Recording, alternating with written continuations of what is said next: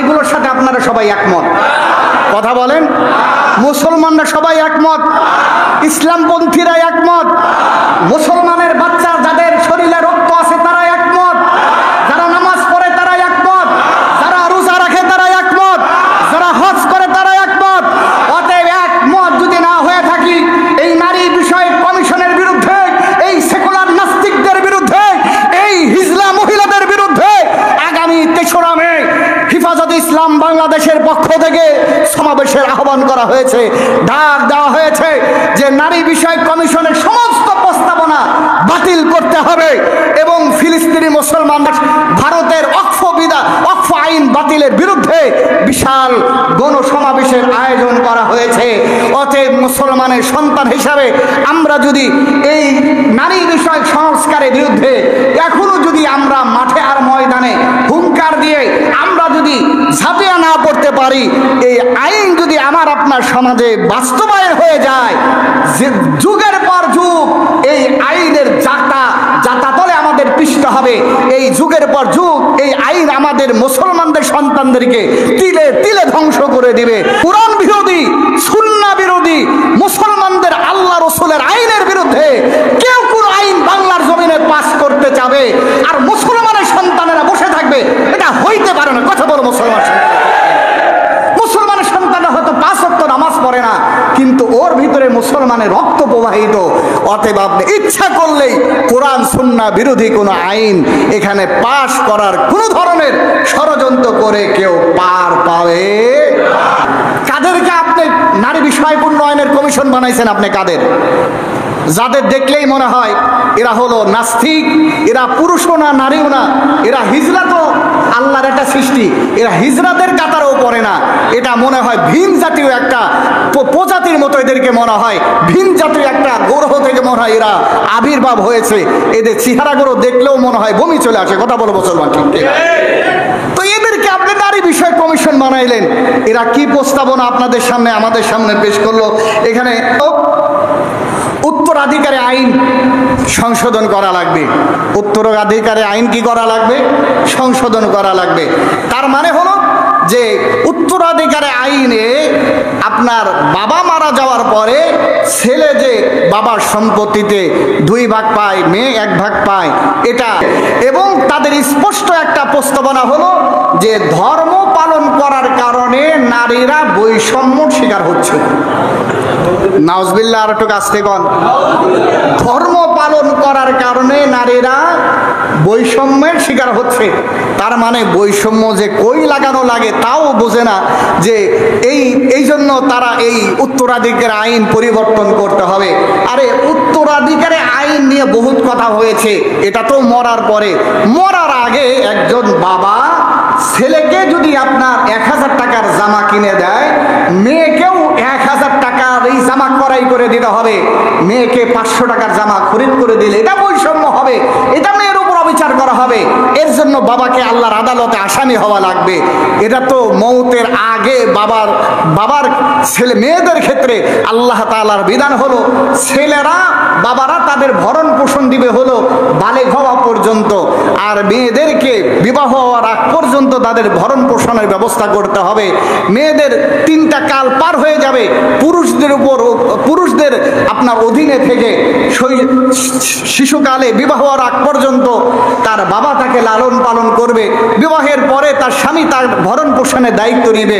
এরপরে যদি স্বামী মারা যায় আর ছেলে সন্তান যদি তার থাকে, সেই ছেলে সন্তান তার ভরণ পোষণের দায়িত্ব গ্রহণ করবে। এরপরে যদি ছেলে সন্তান না থাকে, তাহলে বড় ভাইয়ের জিম্মাদারি হলো তার ওই বোনকে ভরণ পোষণের ব্যবস্থা করা। শরীয়ত তো একজন নারীকে জন্ম থেকে নিয়ে মৃত্যু পর্যন্ত তার ভরণ পোষণের সমস্ত দায়িত্ব ছেলেদেরকে দিয়ে দিয়েছে। তার মানে হলো আল্লাহ তাআলা মেয়েদেরকে রাজকন্যা বানাইতে চায়, আর আমাদের দেশের এই নারীবাদীরা আমাদের মায়ের জাতিরকে চাকরানি বানিয়ে তাদেরকে অপমান আর অপদস্থ করতে চায়। কথা বলো মুসলমান, ঠিক? তাহলে এ বিষয়ে বহুত কথা বলছে, এ বিষয়ে কথা না বললাম যে ইসলামী এই উত্তরাধিকার আইন আপনার বাতিল করা লাগবে। 2 নম্বর হলো বহুত্ববাদ আপনার স্থাপন করা, বহুত্ববাদ কায়েম করা। তার মানে আপনি মুসলমান, আর একজন হিন্দু, হিন্দুর মেয়েকে বিবাহ করতে পারবেন, হিন্দু মুসলমানের মেয়েকে বিবাহ করতে পারবে, খ্রিস্টানের মেয়েকে আপনি বিবাহ করতে পারবেন, আর ইহুদিরা আপনাদের মেয়েদেরকে বিবাহ করতে পারবে। এই জন্য ধর্ম পরিবর্তন হওয়ার কোনো দরকার, বিবাহের পরে যার যার ধর্ম সে পালন করবে। এরপরে বাচ্চা হওয়ার পরে আপনার বাচ্চা, আপনি মুসলমান বলতে পারবেন না নামাজ পড়ো, সে প্রাপ্তবয়স্ক হওয়ার পরে সিদ্ধান্ত গ্রহণ করবে। আপনার বউ হলো খ্রিস্টান, আপনি মুসলমান, এখন সে খ্রিস্টান থাকবে না মুসলমান হবে, এটা ছেলেরা মেয়েরা সিদ্ধান্ত গ্রহণ করবে। এইরকম বহুত্ববাদ প্রস্তাবনা তারা পেশ করেছে। আর একটু কাছ থেকে নাউজুবিল্লাহ, যাতে করে শয়তানও খুশি হয়ে যায় মোটামুটি।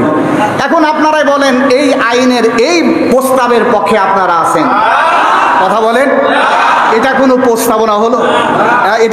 এটা ইউরোপ আমেরিকা সেটা ভিন্ন দেশ, ভিন্ন জিনিস।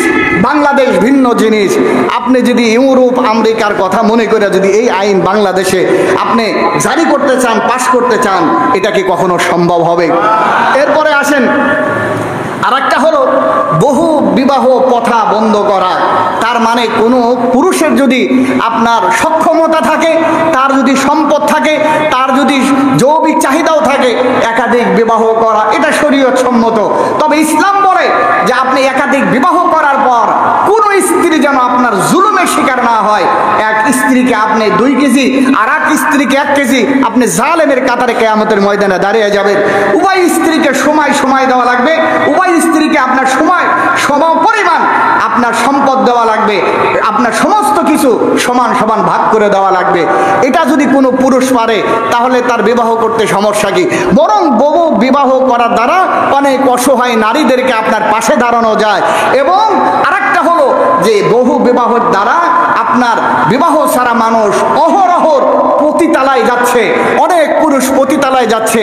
বরং বহু বিবাহের মাধ্যমে পতিতালায় যাওয়া থেকে মানুষ বাঁচতে পারবে, আর অসহায় নারীদের আপনার কিছু সাহায্য হবে। এই কথাকে বাতিল করতে হবে। তার মানে বিবাহ একটাই থাকতে হবে। এরপরে হলো যদি আপনি হাজারো পতিতালায় যান তাহলে কোনো কি নাই, গুনাহ, কোনো সমস্যা নাই। এই জন্যই এরপরে আরেকটা আইন হলো যৌন কর্মীদেরকে তাদের এই শ্রমকে স্বীকৃতি দিয়ে, তাদেরকে শ্রমিকের মর্যাদা দিয়ে যৌন কর্মীদেরকে শ্রমিকের মর্যাদা দেওয়া লাগবে।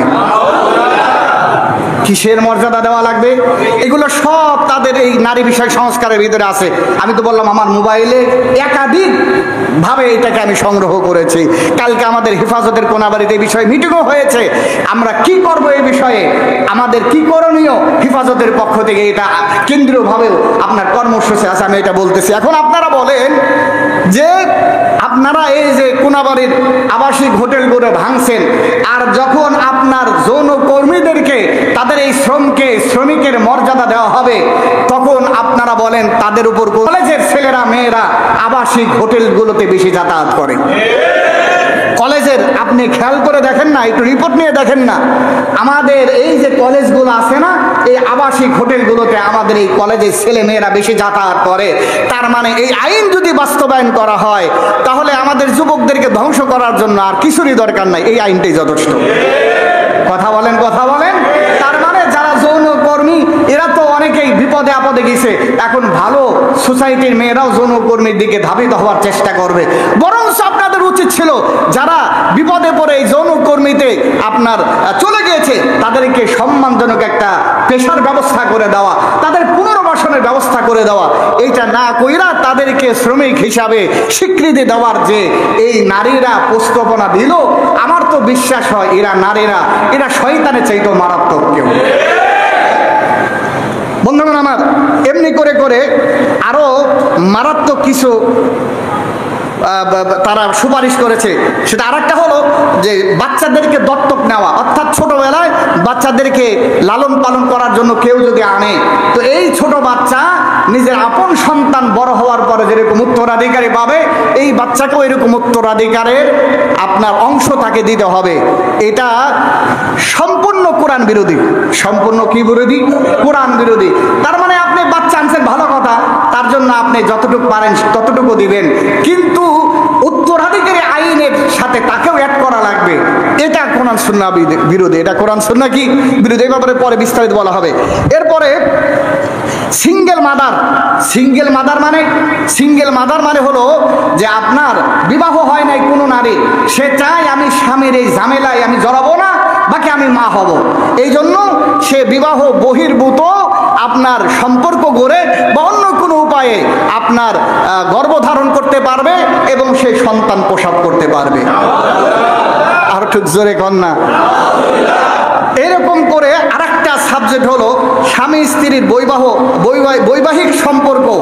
বৈবাহিক সম্পর্কের ভিতরে, এই জীবনের ভিতরে স্ত্রীর অসম্মতি বা স্ত্রীর সম্মতি ছাড়া যদি সে বৈবাহিক সম্পর্ক জড়ে যায়, এটাকে স্ত্রী যদি চায় ধর্ষণ মামলা করতে পারবে। কি মামলা করতে পারবে? কথা বলেন। যে বৈবাহিক সম্পর্ক স্ত্রীর সম্মতি বেঁধে রেখে আপনি যদি তার সাথে সম্পর্কে জড়ায় যান, তাহলে সে যদি আপনার সাথে একটু রাগারাগি হয়ে যায়, তাহলে সে আদালতে গিয়ে মামলা করতে পারবে আপনি তাকে ধর্ষণ করেছেন। স্ত্রীরা যদি এই অধিকার পায় যে কথায় কথায় সে ধর্ষণের মামলা স্বামীর বিরুদ্ধে করতে পারবে, তাহলে এই দেশের স্বামীরা এই বঙ্গোপসাগরে ডুইবা মারা ছাড়ার কোনো উপায় থাকবে না।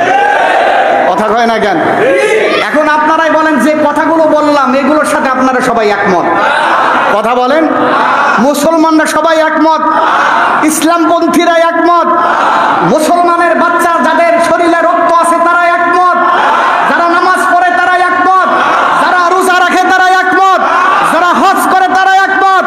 অতএব একমত যদি না হয়ে থাকি, এই নারী বিষয়ক কমিশনের বিরুদ্ধে, এই সেকুলার নাস্তিকদের বিরুদ্ধে, এই হিজলা মহিলাদের বিরুদ্ধে আগামী ৩রা মে হেফাজতে ইসলাম বাংলাদেশের পক্ষ থেকে সরকারি আইন পাস, ভারতের অক্ফ আইন বাতিলের বিরুদ্ধে বিশাল গণসমাবেশের আয়োজন করা হয়েছে। অতএব মুসলমানের সন্তান হিসাবে আমরা যদি এই নারী বিষয়ক সংস্কারের বিরুদ্ধে এখনো যদি আমরা মাঠে আর ময়দানে হুঙ্কার দিয়ে আমরা যদি ঝাঁপিয়ে না পড়তে পারি, এই আইন যদি আমার আপনার সমাজে বাস্তবায়ন হয়ে যায়, যে যুগের পর যুগ এই আইনের যাতাতলে আমাদের পিষ্ট হবে, এই যুগের পর যুগ এই আইন আমাদের মুসলমানদের সন্তানদেরকে তিলে তিলে ধ্বংস করে দিবে।